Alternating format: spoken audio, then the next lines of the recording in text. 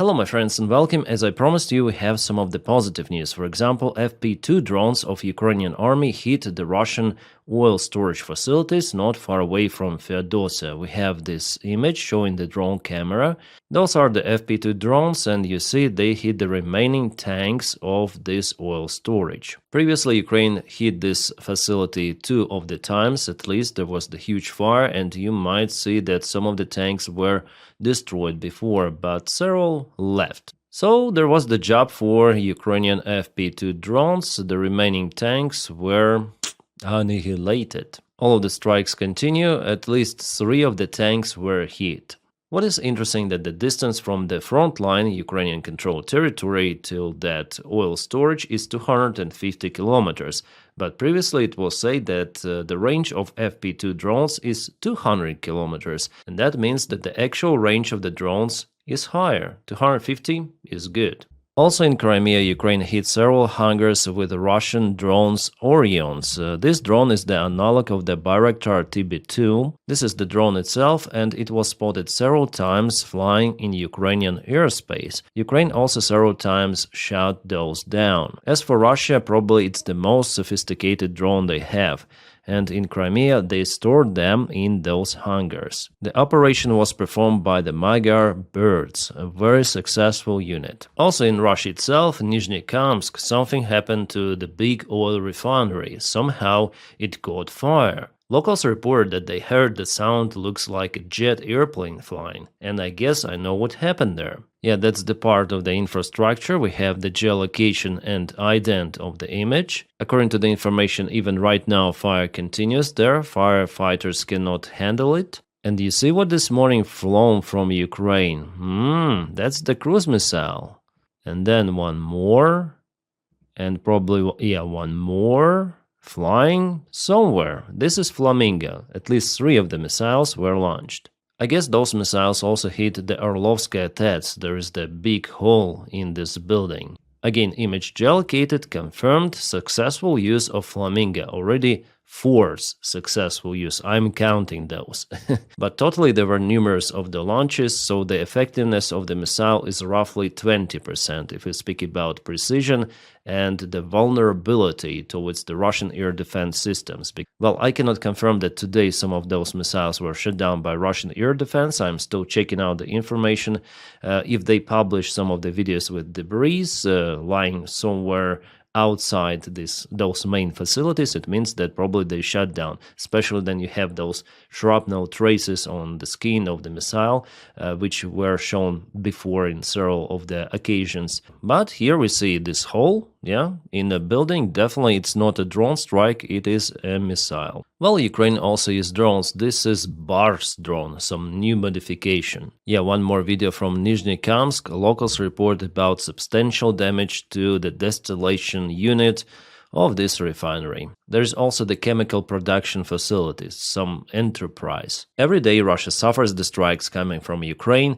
Ukraine even intensified those, using even Flamingo missiles and other tools. Oh, breaking news we have. Russia lost Sukhoi Su-30SM in the region of Karelia. That's pretty much far away from Ukraine. Crew flatlined. Something happened to this fighter jet. Could be pilot error or something technical. Well, good news. It means that the crew and the airplane will not harm Ukraine any longer. And we have more information. Actually, those pilots were quite experienced. They had 500 military flights, so active combat flights. Just imagine this number, 500. Crazy. Well, for sure, not any longer they will fly, maybe just in the hell. Oh, we have also the confirmation from the Russian channels that indeed those forces which were filmed several days ago, I guess 3 days ago, how they enter Pokrovsk from the south. Well, all of them are flat-lined. I already showed you the drone image in one of my recent videos. Definitely, all of the vehicles were hit by the drones, and about motorcycles, yeah, there are also some of the images. This new video was shared by our guys. You may see some sort of the motorcycle out there.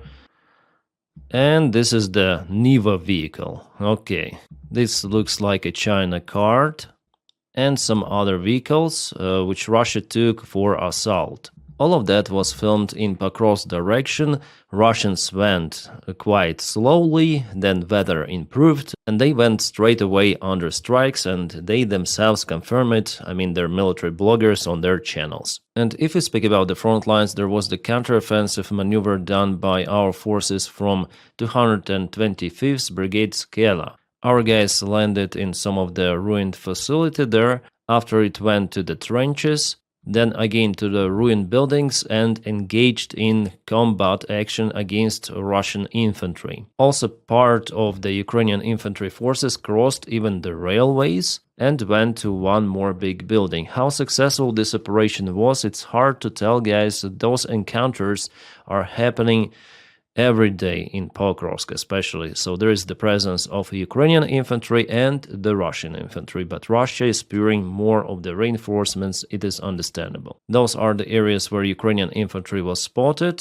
Here is the most south point, this big building, but we have this information with some of the delay. Probably the video itself was filmed a couple of days ago. For now, this entire area is a gray zone, and our guys engaged in fights in the most northern area with the Russians. So occasionally there are some of the spots of the Russian presence, but they're not controlling this area entirely. And as I told you in my previous video, Russians had no chance but to surrender in Dobropillya direction, not far away from Shakhove. This is the very fresh video. Those Russians decided not to fight any longer and to save their own lives, surrendering to Ukraine. Quite a lot of Russians were captured, and Ukraine is not doing those war crimes, as I also mentioned, Russians are doing against Ukrainian soldiers. In my previous video, I told more details about Russian attack to Mirnograd when the Ukrainian forces surrendered, but Russians unalived many of the Ukrainian soldiers, and our military command should account that and not to cause those kind of the pockets to happen as in Pokrov's direction, in Mirnograd, as it was with Avdiivka as well. If you want to know more, just watch my previous video. Russians surrendered in this place. Ukraine advanced quite fast, encircled them, and they had no other choice, but still there is the presence of some of the small Russian army group not far away from Shakhove. They will also surrender. I'm still waiting for the new map update from Analytics and from Deep State military map source. So then I receive it, I will update you on the current situation. But in my previous video, again, I did this analysis. To some political news, there were emails uncovered by some of the Congress members, and it looks like Jeffrey Epstein himself wrote that he claimed he gave Russians insight into Trump, so how to deal with Trump or maybe even manipulate with Trump. He was in touch with the Russian representative in the United Nations, Churkin, and probably gonna record a separate video about it, but not on this channel. I'm gonna upload it on my Captain Dennis channel, because Epstein files is the topic for that one. There are lots of the other messages leaked where Epstein recalled Trump's name several of the times. Oh, German Chancellor Merz is calling Ukrainians to stay in Ukraine and fight. Wow, it's good to be this manager of the human lives of another country, yeah, Merz. Then at the same time, Germany gives some of the military support. More than other countries, I admit, yes, after United States it is the second biggest country if we speak about military, but still it's not enough, Chancellor Merz. Give Ukraine towers, give Ukraine everything needed or everything possible from your side, yeah? And only after that you may tell to Ukrainians, go and sacrifice your youth on the front lines, because we did everything freaking possible. But no, you're not telling this stuff to Syrians, right? You're not telling this stuff to other nations who came to Germany as refugees. You're not telling them, go and fight for your countries, right? It's only for Ukrainians. Why? Because you want to deal with Russia with Ukrainian blood, not even given towers, for example. I don't like politicians, guys, in general, and Merz I honestly also don't like. But he does for Ukraine, I would say, more than previous chancellor. But this guy is not ideal, and he is losing popularity. Unfortunately, AfD. is getting more popular in Germany. Also, Merz said that he wants Zelensky to deal with that issue, so to force somehow Ukrainians to fight. Is it gonna be a democracy in Ukraine if Zelensky does it? He does it actually. There is a forced mobilization which doesn't help because Ukrainians simply, if they're mobilized, they're leaving Ukrainian army.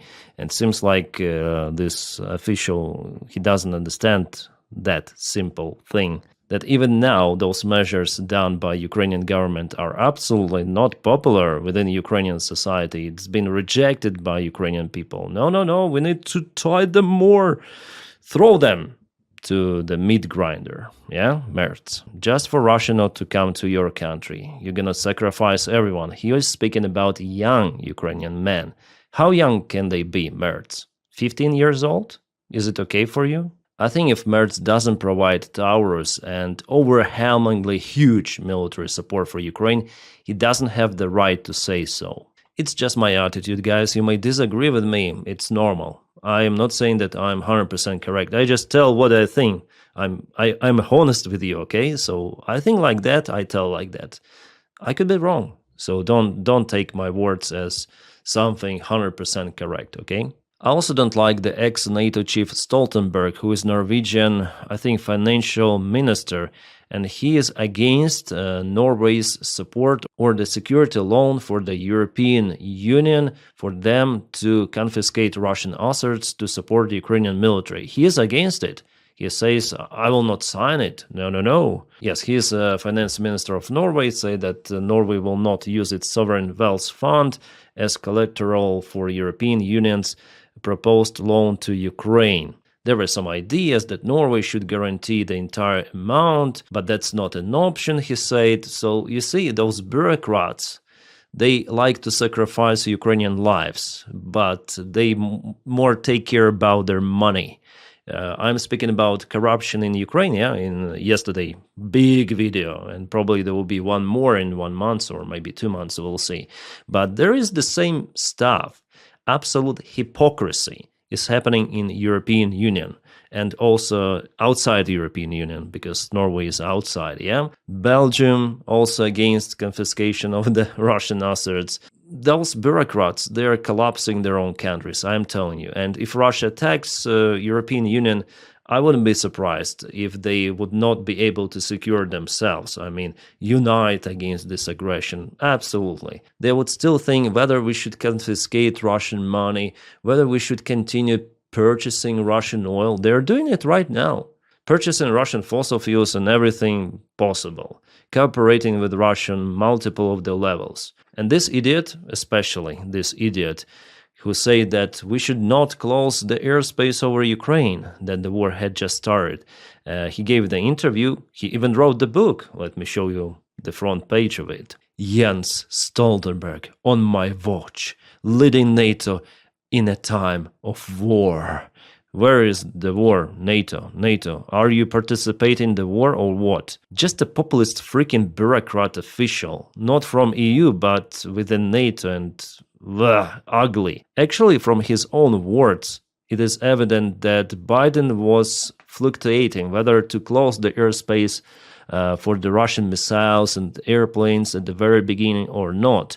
And he himself, this Stoltenberg, said, no, we should not provoke Russia because shutting down Russian missiles, peaceful missiles, may lead to the Third World War, and still NATO hesitates to close the airspace, right? And of course Putin looks at those weak pussies and he thinks whether he should attack NATO or not. I think he will attack NATO countries like Baltics, for example. He will escalate, he will see the reaction, and the United States will not lend their forces there absolutely because of the Russian attack on Baltics. They'll still try to maybe negotiate, maybe apply more sanctions. But, Rubio yesterday said that all of the options of the new sanctions which could be applied on Russia are basically exhausted. So no lever on Russia any longer, it seems like. That's what they say. Yeah, that's the reality. By the way, NATO officially sends just some sort of the defense ammunition to Ukraine. The initiative for main military support comes from each country individually, or sometimes they unite all together around maybe some Czech initiative, maybe something else, but it's not NATO that helps Ukraine at the wartime. That's what Stoltenberg wrote there. Maybe I'm gonna record separate, more deep video about that personality Stoltenberg, because he's pretty much cringy, weak and ugly guy, who even now shuts down the support for Ukraine, because without Norway's guarantees, I think Brussels will not open the way for confiscation of the Russian assets, because they're afraid for their money. All of them want Ukrainians to fight, Ukrainian spirit, come on, you can do it, but this spirit and patriotism, it's not forever. And you cannot win the war just with the Ukrainian blood, with the Ukrainian lives of our youth. They all also want to live. Ukraine is not asking, oh, give us your armies.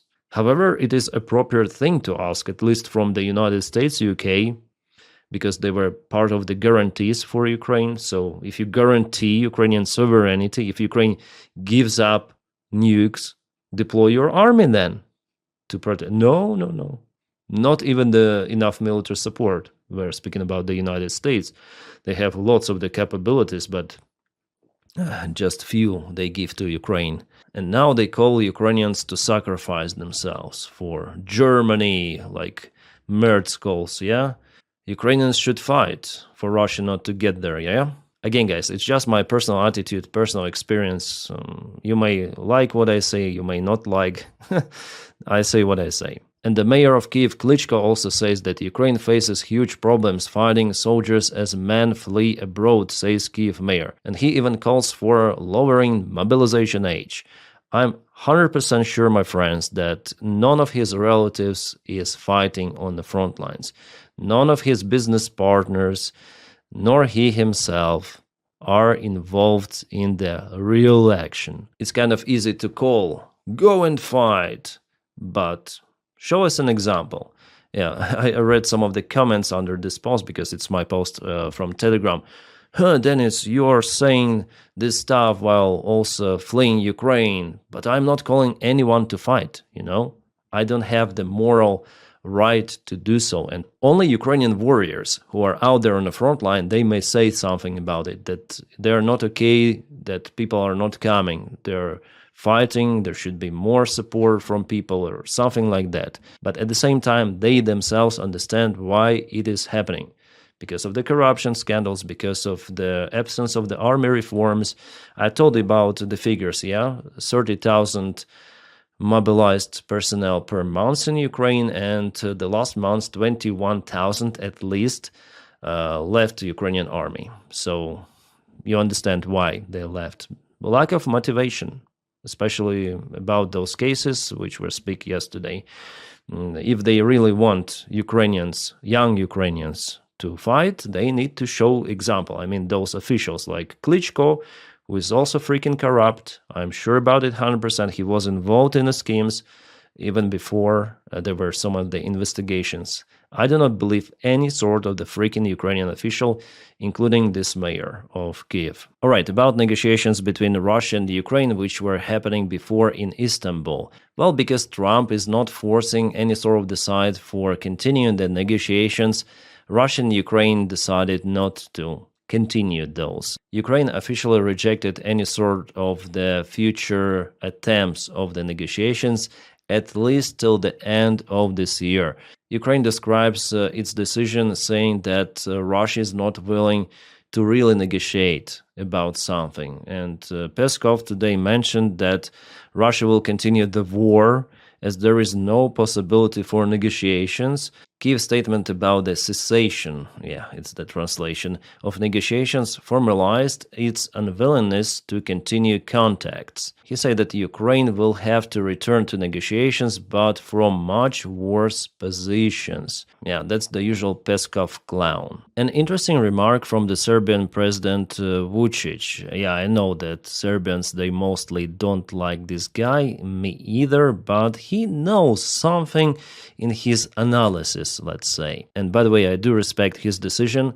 He said about it openly, to supply ammunition to European countries for them to send weapons to Ukraine. Well, he said he doesn't care where these weapons could be sent, even to Ukraine. They might sell their weapons to European countries. It's awesome. So Serbian president believes that a war between Europe and Russia is becoming increasingly inevitable. I also think like that, and yeah, I see the signs of it to happen. For example, Polish officials, they are saying about possible compulsory conscription into their army, that they should return it. Germany also wants to mobilize people using some sort of the lottery. Zelensky also says that Russia may attack NATO till 2029, 2030, something like that. He's also sure about it. So commenting remarks by French Army Chief Fabien Mandon, who warned a possible shock in 3 to 4 years, which it said. As I analyze the facts, I come to conclusion that a war between Europe and Russia is becoming more and more apparent. Everyone is preparing for it. Yes, I also freaking see it, not just the Serbian president. I think all of the analytics are now speaking about this scenario, which is more than possible. He added that Serbia now finds itself between a hammer and an anvil, but must strengthen its army to defend. Oh, come on, who needs that Serbia in this war? It will be more global, and Serbia is not the part of NATO, not the part of EU. I think for them it will be easy walk if something big like that happen. Or maybe not, maybe everyone will be touched, including neutral countries like maybe even Switzerland or Austria, the country which is not the part of NATO, maybe, who knows. But I also believe, I'm almost sure that this war will happen till in the next 3 years. 3 to 4 years. Here I agree with this analysis, maybe even faster. We'll see. Well, guys, I guess this video was more positive. Yeah, some of the negative aspects were touched as well, but we have some of the good news coming also from the front lines occasionally. And you know what? I believe that despite all of those external, internal factors, enemies outside, enemies within, Ukraine will still not lose in this war. And Russia will find itself disintegrated.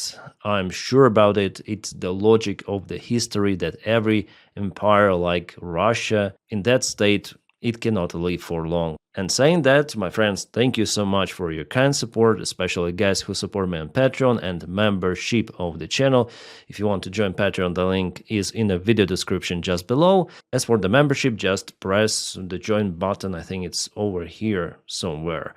But only if you want to do it and if you're able to. If you are out of those options, just press like to this video and subscribe to the channel. That will boost the video in YouTube algorithms. Thank you so much for that as well. My friends, I wish you all a peaceful sky wherever you are and have a great time.